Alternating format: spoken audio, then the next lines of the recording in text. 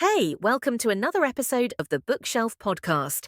Here we bring you well-researched content backed by authentic sources. So plug in your headphones, hit play, and enjoy. And hey, don't forget to subscribe, it really helps a lot.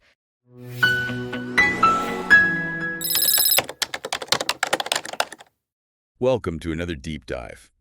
Today we're tackling a classic, The 7 Habits of Highly Effective People. It's a book that really holds up. You might think it's a bit outdated, right? But there's a reason it's still so popular. Oh, absolutely.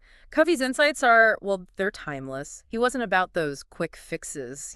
Right, like those trendy productivity hacks that fizzle out after a week. Exactly. He was all about building a life on principles, solid principles. It's about character. Not just, like, personality, right? Exactly. He dug deep into the psychology of effectiveness. It's fascinating stuff. He talks about paradigms, right? How the way we see the world shapes our reality. And that leads to his distinction between the character ethic and the personality ethic. So it's not about being a smooth talker. Right. It's about, like, the core of who you are. Precisely. The character ethic, it's about those timeless principles, integrity, fairness, those deep values. And the personality ethic is more about It's often focused on those surface level techniques, for like quick wins. but not lasting change. Right.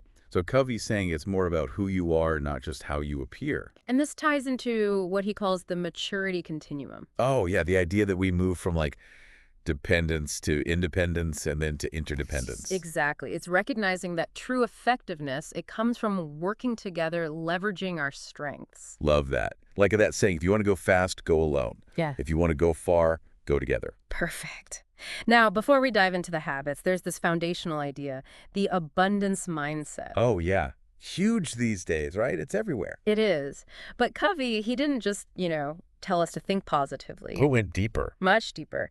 He said an abundance mindset, it comes from believing there's enough for everyone, enough success, enough recognition. Not like a zero-sum game where if I win, you lose. Exactly. It's not about scarcity. It's about seeing the potential for everyone to thrive. So much less pressure when you view it that way. Right? Yeah, absolutely. It frees you up to collaborate, to share credit, to celebrate other people's wins. Because you're not seeing them as a threat. Right. You're focused on creating value, building those relationships, contributing to something bigger than yourself. Okay, I'm already feeling inspired. Mm-hmm. Let's dive into those habits. Let's start with the private victory habits, those first 3, right? Those are the ones about mastering yourself. Before you can effectively work with others, you got to master yourself. Makes sense. And habit number 1 is be proactive. Now, proactivity, it's not just about taking action. It's deeper than that. Oh, okay. So it's more than just making a to-do list and checking things off. Way more. It's about recognizing your power to choose your response to any situation. So even when things are tough, you still have control over how you react. Yes. He draws on Viktor Frankl's work. Frankl, he was in a concentration camp. But even there, he said, we have control over our attitude, our spirit. So powerful. It's like focusing on what you can control, not what you can't. That's it. He talks about the circle of influence versus the circle of concern. The circle of concern, that's all the stuff that worries us. Global pandemics, Yeah. our own personal problems, everything, right? Exactly. But the circle of influence, that's what we can actually do something about. Our choices, our actions, our responses. Proactive people, they focus their energy on that inner circle. It's like that serenity prayer, right? Grant me the serenity to accept the things I cannot change. Courage to change the things I can, and wisdom to know the difference. Yes. And Covey, he gives us these practical tips too, like shifting our language. Instead of saying, I have to do this, you say, I choose to do this. It's subtle, but I get it. It's about taking ownership. Yes. It's a mindset shift from feeling like a victim of circumstances to being in the driver's seat. Okay, habit 2. Begin with the end in mind. This one always made me think of, like, planning my own funeral. It's not quite that morbid. Okay, good. But it is about clarifying, what do you want your life to stand for? What do you want to be remembered for? It's like writing your own legacy. Exactly. Creating that roadmap for a life that feels meaningful. And he suggests, developing a personal mission statement. Oh, like a constitution for your life. Yes. Outlining your core principles, your aspirations, and visualization is key here. Holding that desired future state in your mind. That makes sense. If you don't know where you're going, any road will get you there, right? Yeah. But if you have a destination, You can choose the path that leads you there. it's intentional living, not just drifting. Okay, habit 3. Put first things first. Now, this is where the famous time management matrix comes in. The Matrix, it's become so iconic. I have to admit, though, sometimes it feels a bit overwhelming. Like, how do I actually use this thing? It's not about adding more to your to-do list. It's about prioritizing based on importance, not just urgency. So it's not just about getting things done. It's about getting the right things done. Exactly. Imagine you're always firefighting, those urgent tasks, but you're neglecting those long-term goals. Oh, I've been there. It's exhausting. That's living in quadrant 4 of the Matrix. The quadrant of stress and overwhelm. It's like running on a hamster wheel and going nowhere. Right, but quadrant 2, that's where the magic happens. Not urgent, but important. That's where you focus on activities that contribute to your long-term goals. So things like planning, learning new skills, exercise, spending quality time with loved ones. Those things often get pushed aside, right? Because they're not screaming for immediate attention. But they're the things that matter most in the long run. Exactly. And by prioritizing them, you're investing in your future self. I love that. And Covey, he gives us some practical tips for this too, right? He does things like weekly planning to make sure you're scheduling time for those quadrant 2 activities. What gets scheduled gets done. Right. And that's why those first 2 habits are so important for this one, right? Absolutely. Being proactive, having that clear vision of your end goal, that helps you identify what truly belongs in quadrant 2. It's like those first 3 habits, they create this powerful synergy. They're the foundation. It's like building a house, right? Yeah. You need that strong base before you can build anything lasting on top of it. Great analogy, you've got it. By mastering ourselves, our reactions, our goals, our priorities, we set the stage for effective collaboration. Which brings us to the next set of habits, the public victory habits, right? Yes. Where Covey shifts from self-mastery to interdependence to the art of working effectively with others. I think we need a moment to absorb all that before we dive into those. Agreed. These first 3, they're powerful stuff. Okay, take a deep breath, everyone. We'll be back in a moment to explore the next set of habits in Covey's 7 Habits of Highly Effective People. Okay, so we've laid the groundwork with those private victory habits, mastering ourselves. Exactly. Now it's time to move into the public victory habits. The public victory. These are the ones all about collaboration, right? Mastering that. It is, yeah. It's that shift from independence to interdependence. Yeah. Recognizing we can achieve so much more when we work together well. And that shift, it requires a change in mindset, doesn't it? It's not about like seeing the world as this zero-sum game. Absolutely. Where like if I win, you have to lose. Right. It's not about that scarcity mindset. Exactly. Which is where habit 4 comes in. Habit 4, okay. Think win-win. Think win-win. Oh, yeah. It's so crucial for creating solutions that benefit everyone. So it's not about like compromise then. Not quite. I mean, compromise often leaves both people feeling like, okay. Right. Like they both had to give something up. Yeah. Win-win is more about like really tapping into that creativity, into collaboration to find solutions where everyone truly benefits. I love that. It's about expanding the pie. Exactly. Instead of just arguing over the slices. Exactly. And isn't that where that whole idea of emotional bank accounts comes in? Yes. I remember that from the book. It was such a great analogy. It's brilliant the way he illustrates building trust and goodwill, in relationships. Yeah, like making those deposits Right. of kindness, respect, fairness. Just like putting money in a bank. Exactly. And then when you have those disagreements, which inevitably happen, right? Of course. You have that buffer Exactly. It's like a cushion. Yeah. to help navigate those challenges. Well, and it leads perfectly into habit 5. Which is? Seek first to understand, then to be understood. Oh, man, that one's tough for me.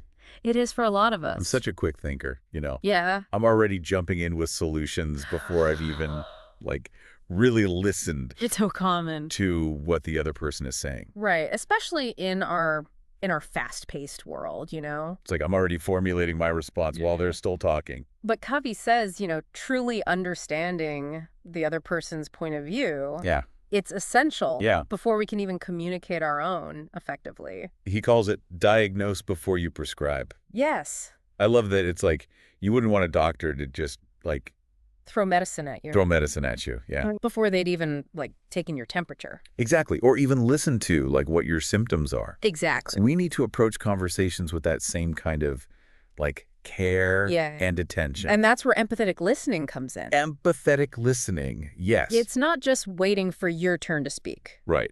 It's really trying to see the world through their eyes. To step into their shoes. Yeah. And I find that, like, reflecting back what I've heard is really helpful. Like saying something like, it sounds like you're feeling frustrated because... Yes, that's a great example Does that make sense? of reflective listening, yes. Reflective listening. Okay. Shows you're really making that effort Yeah. to understand, not just waiting to jump in with your own opinion. Okay, so we've built trust, we've listened, Yes. we've really tried to understand. You understood. Now, Now we're ready for habit 6. habit 6, synergize. Synergize. This is where the magic happens, right? This is it, yeah. Yeah. It's going beyond just cooperation to like this whole other level. Where the whole is greater than the sum of its parts. It's recognizing that all those different perspectives, all those approaches, when they're combined effectively, Yeah. that can lead to like really innovative solutions. It's like when you have a team, Mm. right? And everyone has different skills, different backgrounds. Yeah. You might have someone who's a great strategist, Uh-huh. someone who's really creative, Yeah. someone who's like a master at execution. Right. And when they work together, respecting each other's strengths, valuing those differences, That's when the magic happens. that's when the magic happens, yeah. Yeah. And I think a lot of people, they shy away from conflict, you know, They do. but I feel like true synergy, Yeah. it requires that willingness to engage in debate, Healthy debate. healthy debate, yeah, to challenge each other's ideas, Respectfully, constructively. respectfully and constructively, exactly. It's not about avoiding conflict. It's about learning how to engage in it productively. He calls it valuing the differences. Yes. I love that, recognizing that those different opinions, they can be so valuable. In the creative process, yes. Yeah. So it's about having that courage to speak up even when your idea is different Yes. and trusting that the group will be able to integrate that. Into something even stronger. Yeah, into something stronger. Exactly. Okay, so now we're at habit 7, The final habit, sharpen the saw. sharpen the saw. This one feels kind of different. It does. It's not about achieving a specific thing, right? It's not about doing, Yeah. it's about being. Yeah. It's about maintaining and renewing our capacity to be effective over time. So it's like self-care, but But more holistic. more holistic, yeah. He talks about 4 dimensions of renewal, you know? Oh, yeah. Remind us. Physical, mental, social, emotional, Yeah. and spiritual. Okay, give us some examples of what that might look like, in real life. Sure. So physical, that's the obvious stuff. Exercise, eating well. Exercise, healthy eating, sleep. Yeah. Sleeping. You got to get that sleep. Mental, reading, learning new skills. Challenging yourself. Yes, keeping your mind sharp. Okay. What about social emotional? Social emotional, it's about those connections, with family, with friends, Contributing to your community. contributing to your community. Yeah. Seeking support when you need it. Yeah, and spiritual. Spiritual can be, meditation, spending time in nature, connecting with something bigger than yourself. I think a lot of us forget about that. We do. That renewal piece. We get so caught up in the doing, in the achieving. checking off those to-do lists. That we forget to take care of ourselves. And that leads to burnout, right? Yeah. Resentment, and ultimately it just makes us less effective. So what advice would you give to someone who's like feeling overwhelmed by all this? Overwhelmed. They want to implement these habits, Yeah. but they don't know where to start. I would say first, don't try to do everything at once Pick one. Yeah. Find one that really resonates with you and focus on that. for like a month or two. Yeah. A month or two. Really internalize it. Make it part of your daily life. Make it a habit. And then move on to the next one. Don't try to boil the ocean, right? Exactly. Small, consistent steps. Yeah. That's how you create lasting change. It's like that saying, inch by inch, life's a cinch. Yard by yard, life is hard. I love that. That's perfect. And don't be afraid to experiment, Yeah. Find what works for you. Exactly. There's no one size fits all, Yeah. It's about what resonates with your values, your goals. And I think journaling could be a great tool for that, right? Absolutely. It helps you track your progress, reflect on challenges. And identify those patterns, celebrate those wins. Yeah. And having an accountability partner Oh, that's huge. can be super helpful too. Yeah. Having someone to bounce ideas off of, to celebrate with. Yeah, and encourage you when you're feeling discouraged. This has been, such an insightful deep dive into Covey's work. It is amazing how relevant it still is. It's amazing. It's like It was written decades ago, Yeah. but it's still so applicable today. Timeless. It's timeless. It's timeless. And I think it's because he tapped into something, fundamental About human nature. about human nature, that desire to be effective, Yes. to live a meaningful life, To connect with others. to connect with others. Okay, before we wrap up, I want to leave our listeners with a final thought-provoking question. So, of all these habits, which one, speaks to you the most right now? That's a good one. Which one feels like it could make the biggest difference in your life? It's different for everyone, right? Totally. But think about it. Which habit feels like your biggest opportunity for growth? Yeah. And what's one tiny step you can take this week Right. Just one little thing. to put that habit into practice? It could be, super simple. Oh, yeah. It doesn't have to be some huge overhaul. Just shifting your language from I have to I choose to. That's a great one. Or, carving out 15 minutes for, I don't know, something that nourishes you. Something just for you. Yeah, what small change, could have a ripple effect in your life? That's what I want you to think about. It's those small choices, Yeah. made consistently that really shape us. That shape our character, our effectiveness, everything. And remember, this deep dive, it's just a starting point. Yeah, a little taste. A taste of Covey's wisdom if you're ready to go deeper. Pick up a book. Read the book. Explore those insights fully. There's always more to learn, right? Always. Until next time, keep diving deep, friends. Effectiveness. It's not about shortcuts. It's about building a life on those principles, those timeless truths. That guide us towards, well, everything we want. Lasting fulfillment, real connection. That's the good stuff. That's the good stuff. See you next time.